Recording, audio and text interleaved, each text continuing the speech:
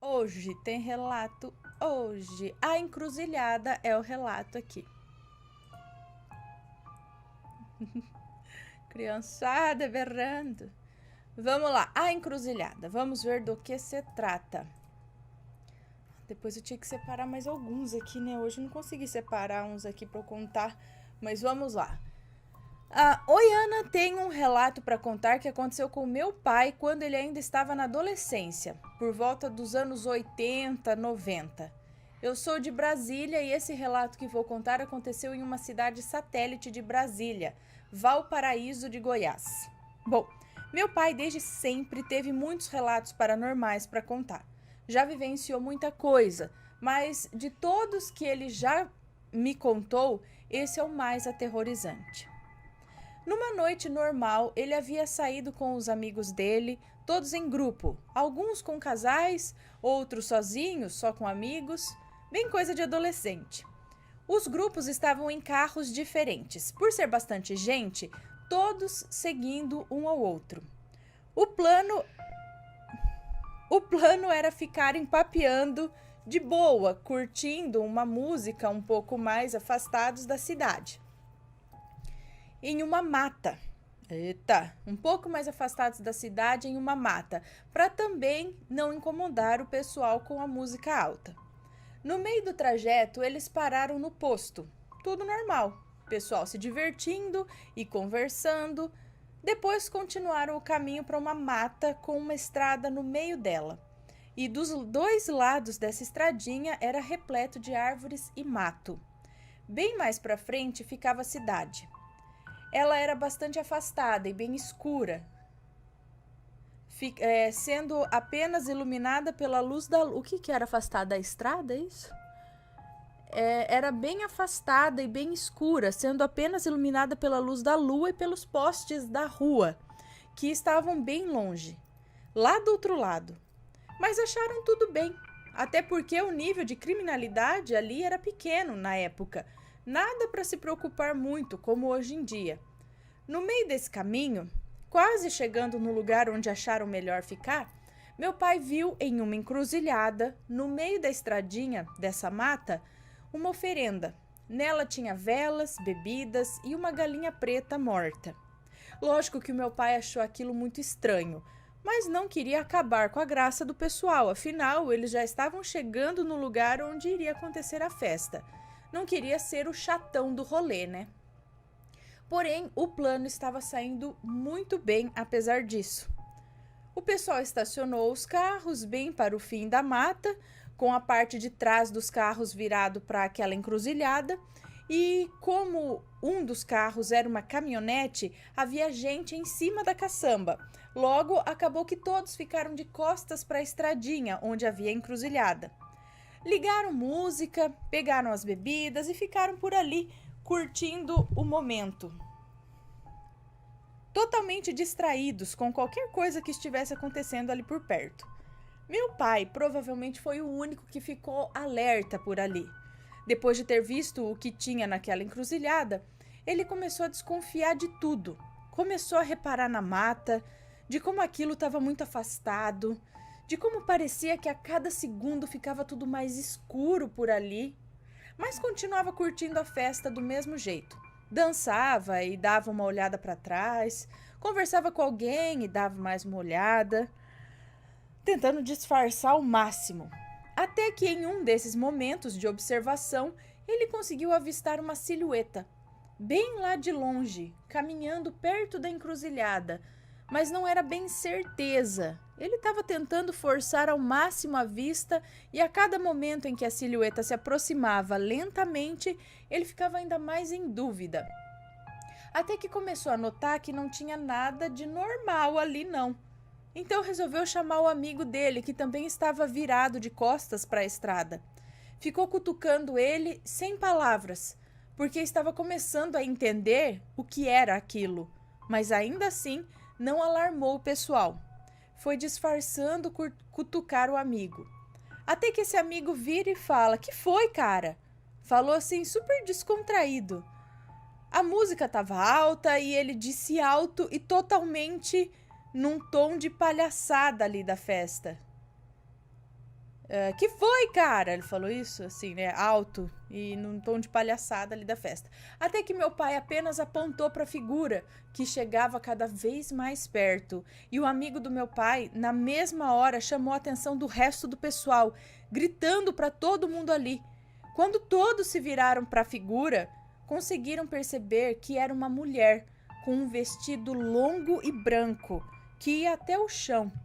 Mas essa mulher passava a impressão de não estar andando, e sim que estava flutuando, pelo movimento leve que o vestido fazia. E o jeito como ela se movia bem levemente, dava para notar isso.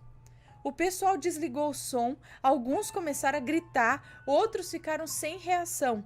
Dava para escutar a gente orando ali, pois conseguiram notar que a mulher não tinha rosto, ela usava um tipo de véu.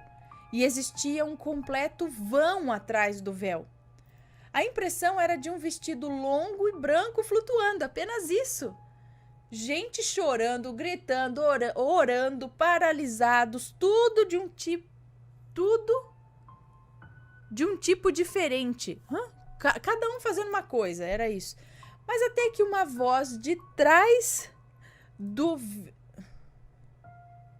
Uai, era roupa branca e um véu negro, é isso? Mas até que uma voz de trás do negro véu, não sei, fala o seguinte: o que vocês estão fazendo aqui, gente? E foi aí que todo mundo começou a gritar e correr, não tinha mais aquelas reações lá. Todo mundo começou a gritar e correr. Era todo mundo correndo, gritando, porque aquela voz era doce, bem fininha, uma voz humana e delicada. E foi isso que assustou a todos, porque aquela figura ali com certeza não era humana. Era mais do que bizarra. E daí sai uma voz feminina, bem doce, fazendo uma pergunta como gente normal, deixando tudo bem mais bizarro. Na mesma hora entraram para os carros, ainda com receio, porque se corressem teriam que passar pela estrada onde estava a mulher, e se fossem com o carro teriam que passar ali de qualquer jeito também. O pessoal, no momento da gritaria e sem saber para onde correr, até porque não tinha outro caminho a não ser a direção da entidade, começaram a jogar pedras nela. Só que, para o maior pavor de todos, as pedras passavam direto por ela. Isso só aumentou ainda mais o desespero, a ponto de ter pessoas que chegou a passar mal ali. Teve gente que passou mal. Até que essa mulher, que estava parada olhando o pavor e a gritaria de todo mundo, simplesmente virou de volta para a estrada, e no momento em que atacaram, virou para a estrada no momento que tacaram as pedras, e continuou flutuando em uma velocidade bem maior de antes, a caminho da encruzilhada, até que ela desapareceu, ali mesmo na encruzilhada, onde estava a oferenda. Todo mundo acelerou com os carros, aproveitando que ela tinha sumido, morrendo de medo dessa mulher aparecer na estrada de novo. E nisso o pessoal mais religioso gritando os maiores pecados e se desculpando a Deus ali dentro dos carros, no meio da reza, mas ninguém ligava mais, só pensavam em sair dali logo. Meu pai até hoje tem amizade com a maioria do pessoal que estava presente naquele dia, inclusive com o amigo que chamou a atenção para ver a mesma coisa que ele estava vendo. E diz que até hoje em dia se arrepia em pensar na imagem e na bizarra voz doce daquela mulher de novo. Hein? E o relato termina aqui. Vai, então, ali devia estar, né? Devia ser algum lugar meio que sagrado, ou que tinha alguma coisa, o pessoal foi fazer festa ali, acho que não deu muito certo, né? Não deu muito certo. Deixa eu anotar aqui que eu contei.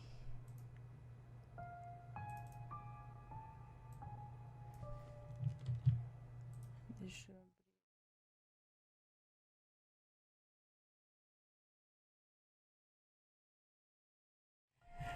A vizinha maledite que deu doces amaldiçoados para a criança por raiva da mãe dela. Olá, assombrados, Ana e Matheus. Tudo bom com vocês? Tudo certo, tudo jóia. Hoje eu vou contar uma história que aconteceu com a minha mãe e com a minha avó no ano de 1964. Os nomes já estão trocados. A minha avó, Dona Rita, era viúva e tinha 3 filhos. Minha tia Lola, de 19 anos, que já era casada e não morava mais com ela. Meu tio Ulisses, de 14 anos. E minha mãe, Mariana, de 5 anos. Vovó morava sozinha com os filhos pequenos. Ela era uma cozinheira de mão cheia. Como era filha de um português, com uma capixaba, dominava como ninguém as receitas de Portugal e do Espírito Santo. Assim, conseguiu um bom emprego como cozinheira num restaurante da zona sul do Rio de Janeiro. Como não tinha com quem deixar os filhos, o meu tio Ulisses acabava cuidando da minha mãe, que era caçula. Era uma criança cuidando da outra, né? Como minha avó era muito querida pela vizinhança, sempre tinha um vizinho que passava na casa para ver as crianças, levar um lanchinho. E assim as crianças ficavam até às 7 da noite, que era o horário que a mãe deles chegava em casa. A vida era bem simples, sem conforto ou luxo. Nunca passaram fome, graças a Deus, mas todo mês era um aperto para pagar as contas, visto que os pais da minha avó e seu marido já eram falecidos. Tia Lola casou com um marido muito severo, que não lhe deixava ter muito contato com a mãe. Ele dizia que quando a mulher casa, a família dela passa a ser a do marido. Hã? Não, a família dela passa a ser o marido e a família dele. O quê? Ninguém é de ninguém não, afastar da família assim. Dessa maneira, a família da minha avó se resumia a ela e as crianças. Minha avó, Dona Rita, era aquele tipo de pessoa que não guarda do... Minha avó, Dona Rita, era aquele tipo de pessoa que não guarda do almoço para janta. Nunca se preocupa... Não guarda? É aquele tipo de pessoa que não guarda do almoço para janta. Como assim? Nunca se preocupou com aparência ou convenções. Se ela não gostava de algo ou de alguém, ela falava prontamente.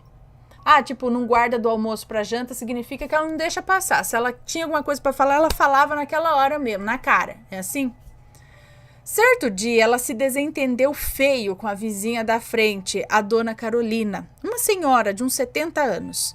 Porque ela tinha o costume de ferver água e jogar nos animais de rua que descansavam na calçada dela. Filha da...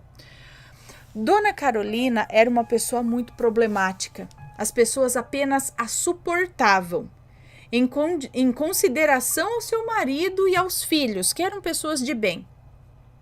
Nesse dia, ela machucou feio um cãozinho, que chorou por 2 dias e mesmo sendo socorrido por outro vizinho, ele acabou morrendo. Isso revoltou a minha avó, que disse vários desaforos para Dona Carolina. A idosa, que era muito amarga, jurou que a minha avó ainda ia chorar lágrimas de sangue pelos desaforos que lhe fez. Passaram-se meses do ocorrido. Os filhos da Dona Carolina colocaram uma cuidadora para cuidar dela e para cuidar dela e vigiar para que ela não atacasse mais nenhum animal. Ninguém nem lembrava mais do ocorrido direito. Era mês de setembro e as crianças estavam super animadas, pois dia 27 era de lei. Todos os vizinhos davam doces em homenagem a São Cosme e Damião. Minha mãe e meu tio só eram autorizados a receber doces dos vizinhos ou dos familiares. E assim o fizeram. Só que na volta para casa apareceu uma criança que não era da rua e deu um saquinho de doces para a pequena Mariana. Como era uma criança, como esse saquinho de doce veio de outra criança, Mariana aceitou, mesmo sem conhecê-la. Os irmãos se deliciaram com os doces e até brinquedos que receberam. Porém, à noite, Mariana começou a passar mal e seu pescoço inchou de forma a comprometer o movimento da cabeça. Depois, os olhos começaram a ficar vermelhos como sangue. Minha avó correu com os filhos para o hospital. Ulisses continuava sem apresentar nada, mas Mariana, além de inchada, passou a convulsionar. convulsionar. Os médicos perguntaram o que as crianças comeram ou usaram. A única coisa diferente que Mariana comeu era o saco de doces que aquela criança ofereceu a ela. O médico chamou a minha avó e disse: olha, minha senhora, como médico eu nem deveria falar isso. Mas, antes de tudo, meu compromisso é com a verdade. Sua filha não aparenta ter nenhuma doença terrena, mas sim espiritual. Eu vou fazer de tudo para ajudá-la, mas a senhora precisa fortalecer a sua fé. Depois disso, a minha avó se apegou mais ainda nas orações e pediu uma providência divina para socorrer a sua filha. Foram 6 dias no hospital até que Mariana pudesse se recuperar. Quando tudo acalmou, minha avó procurou uma amiga que lia as cartas e pediu para saber o que tinha acontecido. As cartas revelaram que os doces foram preparados e oferecidos para que a criança que comesse fosse a óbito. E que a autora da maldade era alguém que tinha muito ódio da vida e dos animais. Minha avó, na hora, deduziu que era a velha Dona Carolina e já queria ir na casa da mulher para lhe agredir. Ela não estava nem aí que a Dona Carolina era idosa, o ódio por quase perder a filha era maior.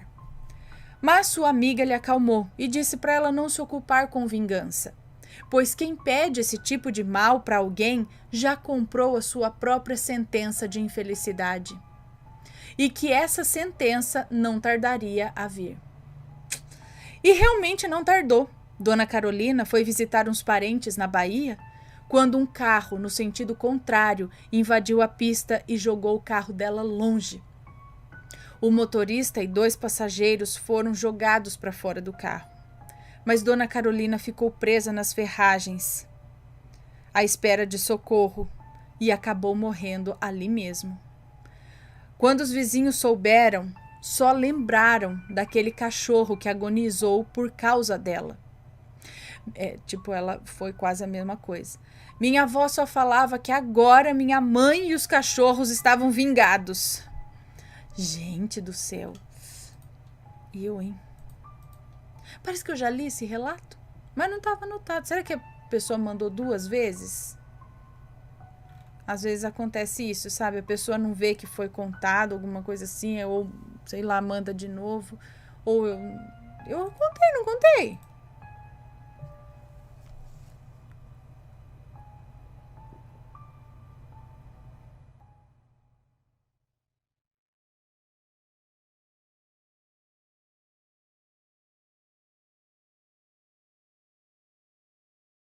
Coça o nariz, coça, pronto.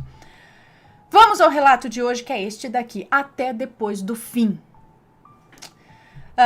Oi, gente, tudo bem? Espero que não se importem, mas tenho tantas histórias e experiências que vou enviar muitos e-mails para vocês. Não, pode enviar, pode enviar. É uma moça que nos conta. Bom, meu nome é Fulana. Tenho 17 anos e moro em uma cidadezinha pequena no Rio Grande do Sul. Mas durante a infância, eu passava por várias cidades. Eu tenho um apego muito forte com os meus tios de outras cidades do país. Bom, mas vamos à história, né? Vou contar 2 histórias. Desde muito cedo, eu sentia medo, mas era um medo absurdo de dormir sozinha, de tomar banho sozinha ou ficar muito tempo sozinha num lugar. Tanto que a minha mãe deitava comigo até eu pegar no sono e ficava do lado de fora do banheiro conversando comigo enquanto eu tomava banho. Olha, essa história me é bem familiar aí de minha mãe dormir comigo até eu pegar no sono. Porque eu dormia assim até uns 14 anos, até mais, até um pouco. Agora no banho não tinha medo de dormir sozinha, de tomar banho sozinha não. Às vezes eu tinha. Não que eu tinha medo, mas não sei, acho que eu tinha mesmo. Porque a hora que eu fechava o olho, eu tinha a impressão que tinha um monte de gente me observando. Eu achava que ia sair um sapo do ralo, essas coisas, sabe? Ai, virava, dava um frio. Eu falei, ai meu Deus, eu abri o olho logo assim, pra tirar o sabão do olho. Falei, não tem ninguém, ufa. Mas a hora que eu fechava o olho no chuveiro, sabe aquela sensação de que, ai meu Deus, vai vir alguém, vai me encostar em mim. Bom, e pra dormir também, assim, era complicado, era difícil. Eu dormia com a minha mãe também, minha mãe dormia comigo, eu dormia com a minha mãe dormia comigo. Dormia no meio do meu pai com a minha mãe. E eu tinha medo também. Então, beleza, é nós, estamos juntos. Enfim, eu realmente não me lembro do que me dava esse medo. Eu também não era nada concreto, assim, era uma sensação, talvez, sei lá. Mas eu lembro de não gostar do escuro. Até hoje eu não gosto. Tanto que até hoje eu preciso dormir com alguma luz no quarto. Pois é. Não, eu durmo no escuro hoje, desde que tem alguém, assim, na mesma cama comigo. Senão, eu gosto de uma luzinha, assim, porque eu não gosto de não ver nada. Quando eu não vejo nada, a impressão que eu tenho é que tá tudo ali. Mas a hora que eu consigo ver, eu falei, não, tá tudo certo. Gente, eu tô com um vestido pendurado aqui e tem a cabeça de um ET atrás. A impressão que eu tenho daqui é que o ET tá de vestido, flutuando aqui em cima. Eu vou mostrar pra vocês. Pera aí, deixa eu mostrar aqui a visão que eu tô tendo. Não sei se vocês vão conseguir.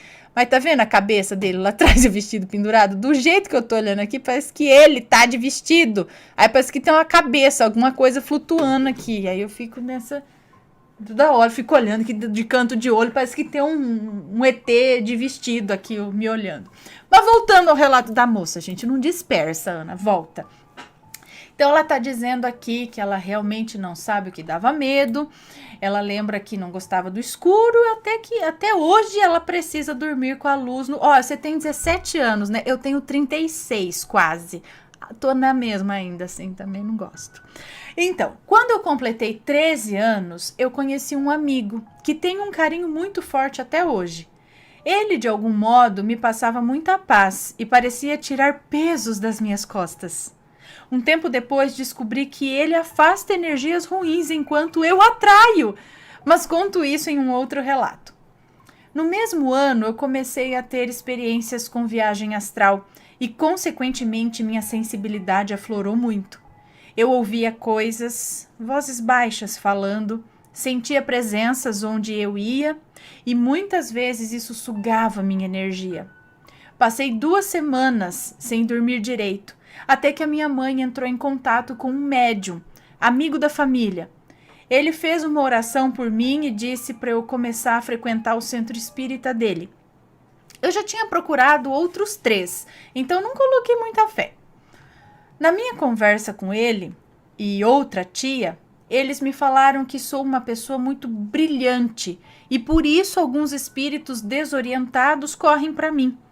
Muitas vezes sem saber que podem me fazer mal.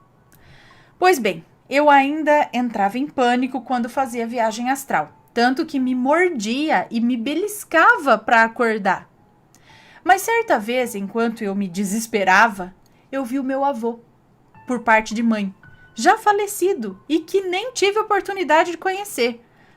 Eu vi o meu avô aparecer perto de mim e, sem falar nada, ele segurou minhas mãos. Sorriu e eu automaticamente entendi que eu não precisava sentir tanto desespero e que se eu quisesse acordar, eu só precisaria me concentrar e rezar. Ele apareceu durante os meus sonhos e viagens, muitas vezes, até eu me acostumar e amadurecer a ponto de saber lidar com tudo isso. Eu, curiosa, perguntei à minha mãe em um certo dia qual que era a roupa que o meu avô tinha sido enterrado ou uma roupa que ele gostava mais. E ela disse sobre um terno cinza chumbo, roupa que eu sempre o vi usando durante todo esse tempo. Então eu me senti aliviada por saber que era mesmo ele ali. Bom, depois de todo o desespero, em poucos anos eu passei a prestar atenção na sensação de ser sempre observada. Antes eu ignorava, pois sabia sobre os espíritos perdidos, mas aquilo era diferente, até o dia que eu vi o que era. Em uma noite, depois de terminar de fazer o dever, eu me sentia tão cansada que tentei dormir, mas não conseguia, pois tinha aquela sensação de estar sendo vigiada. Peguei o celular para me distrair e fui pegando no sono. Larguei o aparelho e quando fui virar para o lado da parede, enquanto puxava o cobertor, eu vi um homem parado nos pés da cama. Ele não era muito alto, ele vestia um uniforme escuro com botões dourados e parecia só estar interessado em me observar. E eu, um tanto cansada e acostumada, virei pro lado e dormi. Tô cansada, dá licença. Depois desse dia, eu passei a chamar essa presença de soldado, devido à roupa que ele usava. E assim eu o senti durante o passar dos anos. Por volta de julho do ano passado, minha avó, por parte de pai, foi internada pois estava muito doente e eu sabia que logo ela não faria mais parte deste plano. Então um dia, enquanto eu tomava banho, tive uma sensação estranha e logo minha avó veio na minha cabeça. Terminei o banho e mandei mensagem para esse amigo, o que falei lá no início, falando que eu não me sentia bem e se ele estava seguro. Ele disse que sim e perguntou o que eu estava sentindo de errado.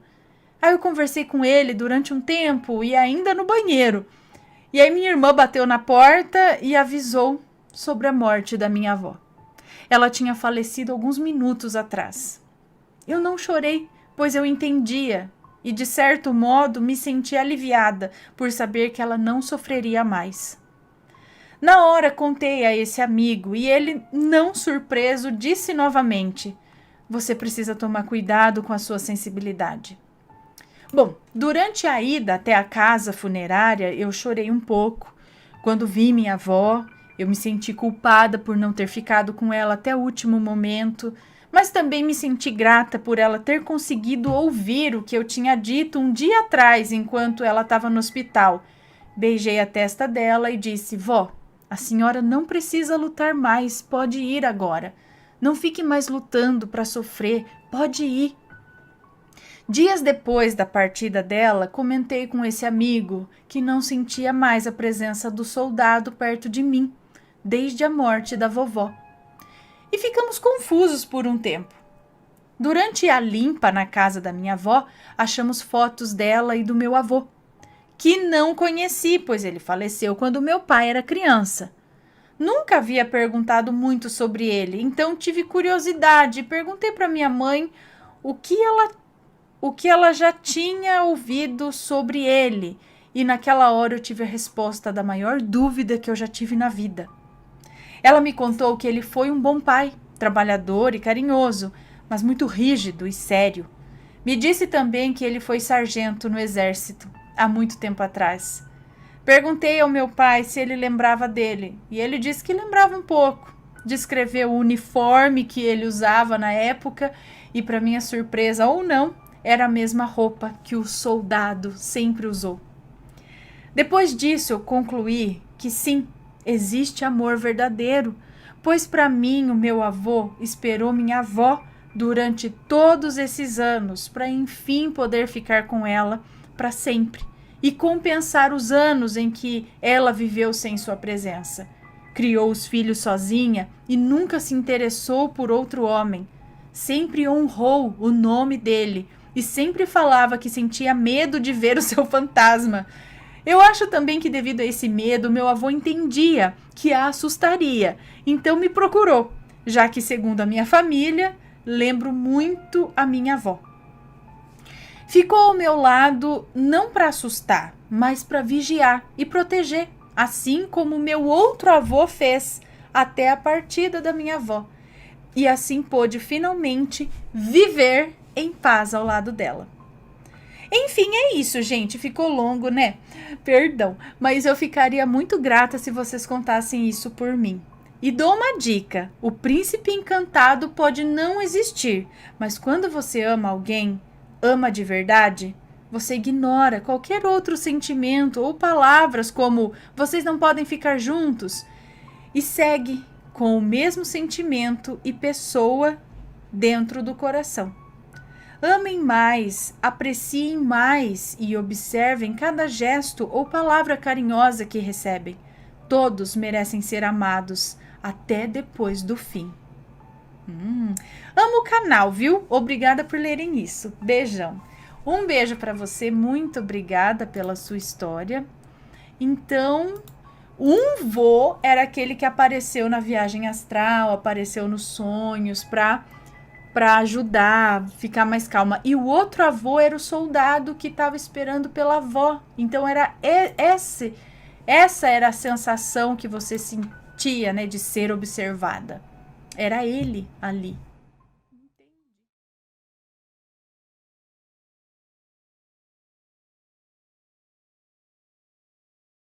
Relato cavernoso de um pai de santo. Olá, Ana, meu nome é fulana, moro em uma cidade do Nordeste, mas o relato se passa no sul do Brasil. Relato este oriundo do meu pai, umbandista e pai de santo. Já faz algum tempo que solicito a ele que relatasse com maiores detalhes algumas de suas histórias vividas nessa religião tão incrível. Gostaria muito de compartilhar com vocês, afinal, vocês levam o assunto tão a sério que nos passa credibilidade e segurança para contar esses assuntos sobrenaturais. Então lá vai. A partir de agora, o relato será contado nas palavras do meu pai, em primeira pessoa. Não há nomes no relato, fique tranquila. Então agora é o pai dela contando, o pai de santo, né? Pai dela que é pai de santo. Bom, tenho 56 anos e nunca me imaginei estar ligado na linha espiritual até o dia em que alguém me convidou para conhecer um centro de Umbanda. Nunca tinha entrado em um, e isso já faz mais de 20 anos que ocorreu. Nesse dia, abriu-se a sessão e baixaram as entidades nos médiuns, e eu estava lá, sem entender e conhecer esse ritual. Quando finalizou a corrente, fui falar com o preto velho. Nisso já senti arrepios, amortecimento da mão, falando com ele. Senti arrepios, amortecimento da mão, falando com ele. Mais tarde descobri que o que havia sentido naquele momento se chamava vibração. O preto velho olhou para mim e disse que um dia eu iria botar o branco e trabalhar num centro. Olhei para ele com todo o respeito, agradeci pelos conselhos, despedi-me e fui embora. Passado mais um tempo, fui convidado outra vez para conhecer outro centro de Umbanda. Frequentando essa casa, a partir da terceira vez que entrei na corrente de médiuns, tive o privilégio de incorporar o Caboclo de Ogum, o qual trabalho até hoje. Fiquei 12 anos trabalhando nessa casa e desenvolvendo a minha mediunidade. Quero abrir parênteses para explicar que na vertente de Umbanda que trabalho, possui 7 linhas de orixás. Oxalá, sincretismo com Jesus Cristo. Iansã, Santa Bárbara. Oxum, Nossa Senhora Aparecida. Iemanjá, Nossa Senhora dos Navegantes. Ogum, São Jorge. Oxóssi, São Sebastião, e Xangô, São Jerônimo. Juntamente às linhas citadas acima, é trabalhado também com as linhas de Preto Velho, Povo do Oriente, linha da cura, e Ibeges, Cosme e Damião. A linha de esquerda, Exus e Pombagiras, é também trabalhada e cultuada por nós. Alguns anos se passaram e a minha esposa me convidou para ir num estudo religioso em que o tema daquele dia seria sobre a religião de Umbanda. Normalmente era estudo kardecista, mas naquele dia específico seria da Umbanda. Como eu já tinha um pouco de conhecimento sobre o tema, eu fui. Ao chegar lá, durante esses estudos, houve uma manifestação de espíritos em uma pessoa presente no recinto que tinha mediunidade. Mas ela não tinha controle ou conhecimento para lidar com a situação. O pessoal não sabia o que fazer e me pediram ajuda.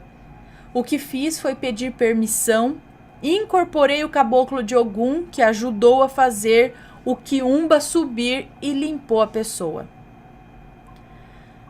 Quiumba, isso. Os caminhos levaram para se abrir um centro de Umbanda. Quem comandaria a casa?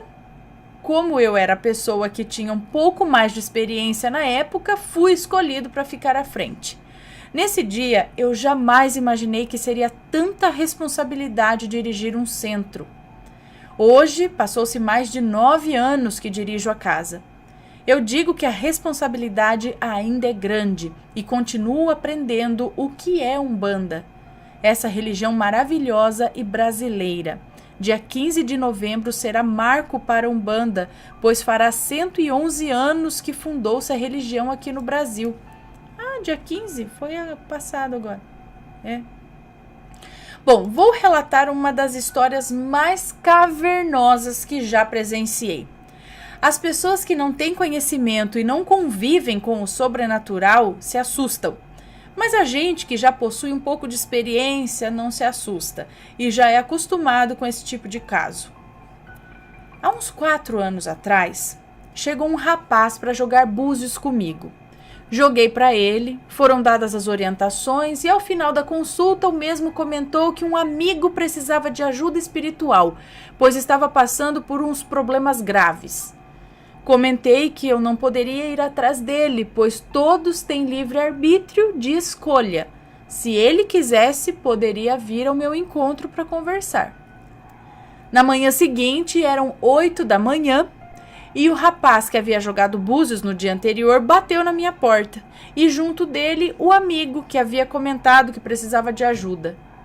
Esse amigo estava transtornado e apavorado. Eis que o rapaz me contou o que havia acontecido. Ele já namorava fazia 8 anos com uma moça e era altamente apaixonado por ela. Um belo dia, essa moça terminou o relacionamento com ele. Ele saiu da casa da namorada, nervoso, pegou a moto, andou uns 6 quilômetros e resolveu parar. Chorou, gritou, soltou todo o desespero que sentia naquele momento, pois estava com o emocional abalado. Quando ligou a moto novamente, ela não ligava mais. E ele teve que ficar empurrando a moto os 6 quilômetros que havia percorrido. O rapaz passou e parou em frente a um cemitério. Chegou em frente à maior cruz que existia naquele cemitério e, diante de tanta raiva, fúria, indignação e frente ao inaceitável término do namoro, resolveu fazer um pacto com o diabo, que irei chamá-lo aqui de bichinho. O rapaz gritou o mais alto que pôde, disse que se tivesse dinheiro à vontade, mulher à vontade, a alma dele era toda do bichinho. Feito aquilo, a vida dele deu uma reviravolta. Tinha faturamento de 15, 18, 20 mil. Não sei se a época é reais aqui. 15, 18, 20 mil mensais. Como vinha dinheiro, ele gastava também. Só em prostituição e bebida. Namorada séria, ele não conseguia, pois a sua rotina era ir em bordéis e festas. Mas tudo que é bom dura pouco. A maioria das noites ele estava acordando no desespero, parecendo que algo ou alguém o afogava, parece que querendo matá-lo mesmo. Eu digo para vocês que o bichinho, quando vem, ele vem te buscar, quer te levar, quer que você desencarne para levar sua alma, pois você a ofereceu através de um pacto. Vejam quão perigoso é mexer com o que não se deve. No dia que ele foi pela manhã à minha casa, o ápice do terror tinha ocorrido na noite anterior. Ele havia chegado em casa bravo, muito nervoso. Desde que havia feito o pacto, ele sempre andava nessas condições. E foi logo desafiando, gritando que se algo ou alguém estivesse por lá, que aparecesse para ele. E atenderam seu pedido. Apareceram 2 espíritos, rastejando e berrando por toda a sua casa. Eram espíritos realmente malignos e trevosos. Quando ele viu, sim, ele viu, se desesperou. Imagina você em uma situação como essa, cara a cara com o sobrenatural. Ele, no desespero, saiu correndo, mas a porta se fechou na frente dele e trancou-se sozinha. Ele não conseguiu sair do apartamento. Desesperado, correu para outro canto, próximo ao banheiro. Esses espíritos falavam algo. Notava-se claramente que estavam conversando. Essa língua era uma língua indistinguível, muito antiga, e acredito que ninguém tem o conhecimento sobre ela. Digo isso pois o rapaz conseguiu pegar seu celular e gravar por uns 10 ou 15 segundos o que estava acontecendo e me mostrou a conversa. Era um ruído muito estranho, tipo um chiado, e é difícil descrevê-la.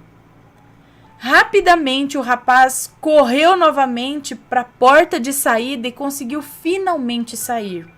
Correu para a casa do amigo dele, amigo esse que mencionei no início do meu relato. Correu para a casa do amigo. A Umbanda é muito magística, ritualística e temos vários rituais para poder ajudar as pessoas, principalmente situações sérias como a desse rapaz. Eu fui até seu apartamento naquela mesma manhã e a cena era tensa. Parecia que um terremoto havia passado por lá.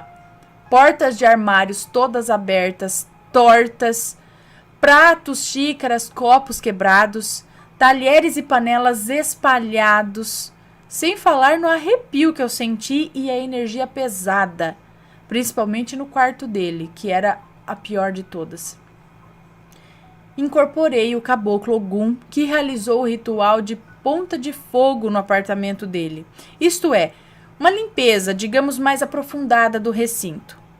Foi feito o que precisava ser feito e após isso seu Ogum mandou o rapaz fazer o seguinte: rezar a oração do perdão, um Pai Nosso e Ave Maria de manhã. De tarde e de noite, rezar a oração do perdão, um Pai Nosso e Ave Maria de manhã, de tarde e de noite durante 21 dias consecutivos e concomitante a isso acender uma vela para o anjo da guarda dele, pelo resto de sua vida, pelo menos uma vez por dia, ter que rezar, e pelo resto de sua vida, pelo menos uma vez por dia, ter que rezar a oração do perdão, pois ele fica na iminência de cair no pecado novamente, considerando que os espíritos malignos estão na espreita, aguardando seu primeiro vacilo para poderem agir novamente contra ele. Hoje, este rapaz é médium da casa. Trabalha com duas entidades, Xangô, da linha da direita, e com o Exu Caveira, que é da linha de esquerda. Continua fazendo rigorosamente o que lhe foi orientado, rezando todos os dias a oração do perdão e desenvolvendo a sua mediunidade. Ele conheceu uma menina, se casou, adquiriu uma casa e está trabalhando bastante, tendo uma vida normal. Ana, muito obrigado por ler meu relato. Se quiserem mais histórias, o meu pai está disposto a contar sem problemas. E desculpa pelo relato ser longo. Tive que detalhar o máximo para que o relato ficasse bem consistente. Um beijo e até a próxima. Um beijo para você, muito obrigada pelo relato. Não é brincadeira, ainda bem que ele chegou nas mãos de alguém que pôde ajudar de fato, né? Antes que coisa pior acontecesse, porque a gente sabe que isso caminha para coisas bem ruins. E que muitas vezes não envolve só a pessoa, acaba envolvendo quem está ao redor também, né? Então, e ele tem, assim, ele tá bem, mas ele tem que se cuidar pro resto da vida para não dar uma brechinha e a coisa e o bicho pegar de novo, literalmente, né? Que legal, manda mais histórias sim. Acredito que tem muitas histórias para contar, né?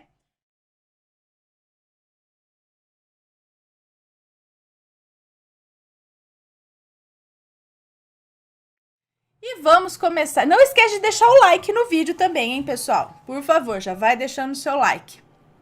Né? Gosta, conhece, curte o canal? Deixe o like. E vamos começar com o primeiro relato da noite, então, que é este daqui. Visão do menino Jesus de Praga. É uma moça. Acho que é uma moça, né? Bom, Oi, Ana. Olá, assombrados. Sou fulana. E sou a fulana do relato de Nossa Senhora. Acho que de Nossa Senhora. Porque aqui ela fala, respondendo algumas perguntas feitas, a esquizofrenia do meu irmão está controlada com medicamentos há mais de 15 anos. E há mais de 15 anos que ele se trata com um psiquiatra. Entrar num surto não é fácil. Sair é muito difícil. Entrar num surto é fácil. Sair desse surto é muito difícil. E naquela visita da santa, meu irmão saiu do surto. Eu não preciso dizer que além de um milagre, foi um grande alívio. Quanto à moça, não sei se ela era sensitiva, eu só sei o que ela me disse, que a santa queria ir para minha casa e ela tinha que fazer a sua vontade. Bom, já falei demais. Então, vocês lembram desse relato? Eu contei no ao vivo e também foi para a coletânea da Virgem Maria. Já saiu? Não sei se já saiu essa coletânea. Meu Deus. Tô confusa agora. Enfim, se não saiu, vai sair. Vocês vão lembrar, vão saber. Vamos agora ao relato de hoje. Esse relato aconteceu com a minha mãe. Antes de eu nascer, então pode ler que não há nomes citados. A minha mãe sempre foi muito devota do Menino Jesus de Praga. E nessa época ela estava muito mal, pois a minha mãe teve depressão muitos anos e só fazia chorar e dizer que ia morrer. Mas nesse dia, ela estava muito preocupada com meu primo, filho de sua irmã mais nova. Esse primo nasceu muito debilitado e tinha tumores nos 2 ouvidos. Já havia operado um e o pós-operatório foi muito difícil. Ele quase morreu. Dessa vez, o médico cirurgião disse que a operação era muito pior, pois o tumor era mais extenso e o meu primo perderia a audição daquele ouvido. Não tinha jeito. Todos na minha família, dito pela minha mãe, estavam em oração. Havia um risco muito grande dele não sobreviver, pois era pouco mais que um bebê. A minha mãe estava em casa, no quarto, chorando muito e orando ao Menino Jesus de Praga para que tudo desse certo. Ela afirma que não dormiu um só minuto, pois estava muito tensa.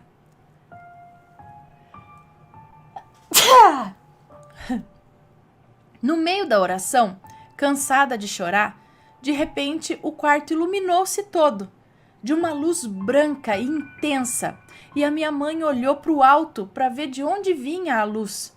Foi aí que ela viu o menino Jesus, nítido como uma criança de carne e osso. Ele tinha olhos azuis, cabelos cacheados, estava sem a coroa que aparece na imagem, os pés estavam descalços e se moviam. Estava com a mão levantada, fechada, mas com os 2 dedos levantados. E na outra mão carregava algo que ela não sabe dizer o que era. Minha mãe ficou paralisada, ela queria se mover, queria tocar os seus pés, mas ela não conseguia. Então a emoção foi muito grande e ela, mesmo doente, apenas pediu que a operação do meu primo desse certo e que ele ficasse bem. O menino Jesus acenou com a cabeça que sim e foi sumindo aos poucos. Minha mãe levantou da cama, correu para a vizinha tentando ligar para minha tia. Não tínhamos telefone. Nessa hora, a irmã mais velha da minha mãe atendeu e disse que a operação havia sido um sucesso, que ele já estava acordado e tinha até pedido comida. E pasmem, meu primo ficou com 60% da audição naquele ouvido. Ele ia ficar surdo. Ele teve uma recuperação rápida, o que causou espanto até nos médicos. Atualmente ele tem 58 anos, é casado, tem 3 filhos e a minha tia, mãe dele, vai até hoje, todo mês, no dia 25, à igreja de Santa Teresinha do Menino Jesus, agradecer esse milagre. Minha mãe sempre conta essa história com lágrimas rolando pelo rosto. E essa aparição nunca mais saiu de sua cabeça, aumentando mais ainda a sua devoção. Pedi e recebereis. Batei e a porta vos será aberta. Que Deus abençoe a todos fartamente. Um beijo para você, muito obrigada. Olha só, teve a visão disso e deu tudo certo. Não, o médico disse que certeza era que ficaria surdo daquele ouvido, totalmente. E ainda correria um sério risco de morrer durante a cirurgia, mas não. Ele ainda tem 60%, ficou com 60% da audição do ouvido e se recuperou rápido, foi tudo muito bem, que bom.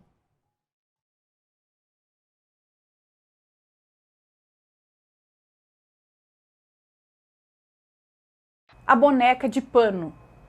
A moça que nos conta esse relato tem 18 anos e mora em Minas Gerais. E o relato é sobre uma boneca de pano que a mãe dela ganhou de uma menina que a mãe dela conhece desde os 8 anos de idade. Desde que essa menina tinha 8 anos de idade. Pois bem, essa moça tinha aprendido com a sua mãe a fazer crochê.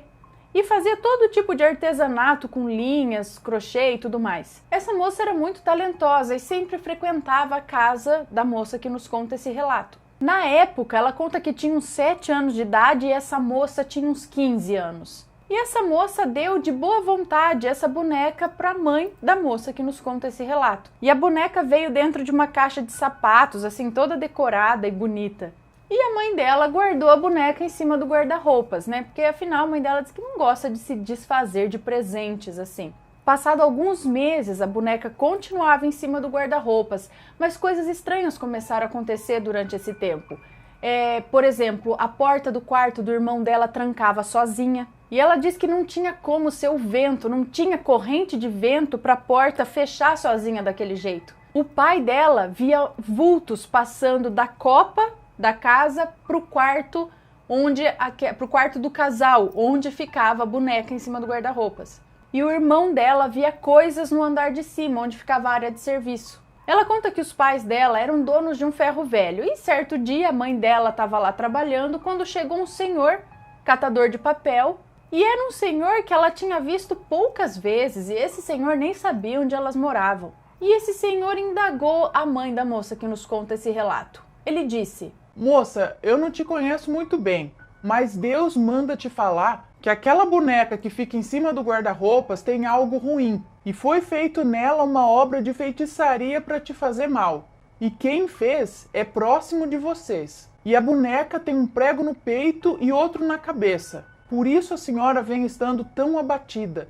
Ela conta que a mãe dela se arrepiou na hora e ficou assim, sem reação. E aí o senhorzinho foi embora e ela nunca mais viu esse senhorzinho. Aí a mãe dela chegou em casa, contou pra eles o que tinha acontecido. O irmão dela imediatamente foi lá, catou a boneca, jogou no quintal, tacou álcool e tacou fogo. Mas a boneca não pegava fogo nem por decreto. Foi aí que a mãe dela disse em nome de Jesus para que essa boneca queimasse e levasse com ela todo o mal que estivesse nela. E aí a boneca queimou, restando apenas 2 pregos ali, intactos. Depois disso, os fenômenos que aconteciam na casa foram diminuindo até parar, mas ela diz que ainda sentia um arrepio quando ela passava pelo quintal, no local onde aquela boneca foi queimada.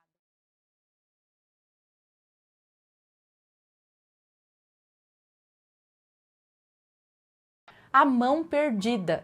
A moça que nos conta esse relato mora em Passo Fundo, no Rio Grande do Sul, e essa história aconteceu com o avô do marido dela, mais ou menos uns 30 anos atrás. E por mais estranho que possa parecer esse relato, ele foi confirmado pelos familiares do marido dela. Aqui ela vai chamar o avô dele de José. Hoje ele já é falecido. O seu José ficou viúvo. E 5 anos após a morte da esposa dele, ele precisou desocupar o túmulo em que ela estava enterrada. E ela conta que na cidade onde ele mora, era e é até hoje assim, os túmulos eles são alugados por alguns anos. Depois desse tempo, ele tem que ser desocupado. Ou seja, você tem que tirar os restos mortais da pessoa de lá, né? Os ossos, colocar dentro de um saco e então os ossos vão para o ossário, um ossário que tem dentro do cemitério. Sendo assim, ligaram para ele do cemitério dizendo que ele precisava desocupar o túmulo. E eram os próprios familiares que tinham que fazer esse serviço.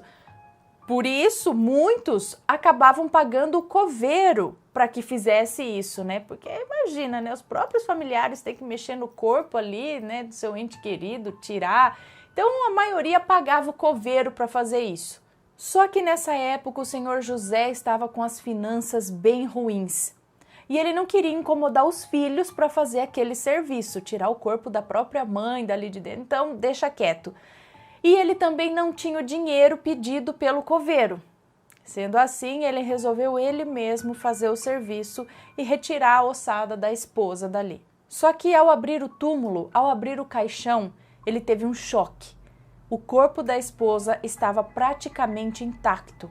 A esposa dele, que aqui ela vai chamar de Luísa, ficou doente por muito tempo e por todo esse tempo ela tomou muito medicamento, muitos remédios. Talvez isso tenha feito com que o corpo não entrasse em decomposição como deveria. Aí o senhor José ficou um instante ali analisando a situação e vendo que não tinha outra maneira, começou a desmembrar o corpo dela. Meu Deus, arrepia só de imaginar. Gente, que situação! Aí, após cortar todo o corpo com uma serra e colocar os restos, colocar os pedaços dentro de um saco e os ossos e o que mais ele cortou ali dentro do saco, ele entregaria para o responsável pelo ossário, então, para colocar lá no lugar correto. Só que quando ele estava terminando de colocar as coisas ali dentro do saco, ele reparou que uma das mãos da esposa dele sumiu. Mas nessa altura ele nem deu importância, ele já estava tudo sujo de pó de osso e muito cansado também. Pó esse que lhe trouxe uma infecção em uma das pernas que custou sarar. E aí ele foi para casa. Só que naquela noite começou o sobrenatural dessa história. Ele começou a escutar uns barulhos estranhos do lado de fora da casa. Eram barulhos como se alguém estivesse arranhando as paredes. E esse barulho parece que dava volta na casa inteira, tipo arranhava as paredes da casa inteira e durava a noite toda. Vários dias se passaram assim, até que o senhor José nem conseguia mais dormir à noite. Foi então que ele resolveu procurar a filha dele, ou seja, a sogra da moça que nos conta esse relato, que até então não sabia de nada desse ocorrido aí do cemitério. E a filha dele ficou apavorada e ficou muito brava com ele por ele não ter contado a respeito disso. Se ele tivesse conversado com os filhos, com certeza essa não seria a solução. Ele não precisaria ter feito isso. Eles alugariam por mais um tempo o túmulo, enfim. Assim, a filha dele, que aqui ela vai chamar de Helena, entendeu que a mãe dela estava muito brava com o que aconteceu.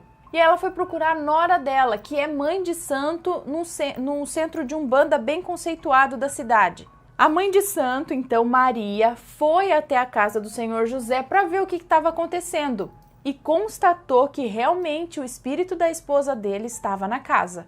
E muito zangada, à procura da sua mão que foi perdida. E após conversar em voz alta com o espírito e fazer algumas orações, Maria conseguiu convencer a pobre alma que o esposo não fez por mal e que ele se arrependia muito do que ele tinha feito. E o seu José chorava muito e dizia que ia rezar mais pela alma dela e pediu perdão à esposa. E tudo ficou calmo novamente. Ela compreendeu, o perdoou e foi embora. Ufa, que situação!